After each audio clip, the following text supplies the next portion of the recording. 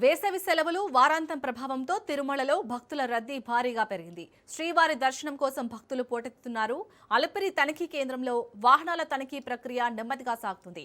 Security checking ఆలస్యం కావడంతో భారీగా ట్రాఫిక్ జామ్ ఏర్పడింది. వాహనాలు గరుడా సర్కిల్ వరకు నిలిచిపోవడంతో భక్తులు గంటల తరబడి వేచి ఉండాల్సిన పరిస్థితి నెలకొంది. చిన్నపిల్లలు, వృద్ధులు తీవ్ర ఇబ్బందులు పడుతున్నారు. ముందస్తుగా దర్శనం, వివిధ సేవల కోసం టికెట్లు బుక్ చేసుకున్న భక్తులు కూడా సమయానికి చేరుకోలేక ఆందోళన వ్యక్తం చేస్తున్నారు. అలిపిరి తనిఖీ కేంద్రంలో సిబ్బంది సంఖ్య పెంచితే పరిస్థితి మెరుగుపడుతుందని భక్తులు కోరుతున్నారు. అధికారులు తక్షణ చర్యలు తీసుకోవాలని విజ్ఞప్తి చేస్తున్నారు.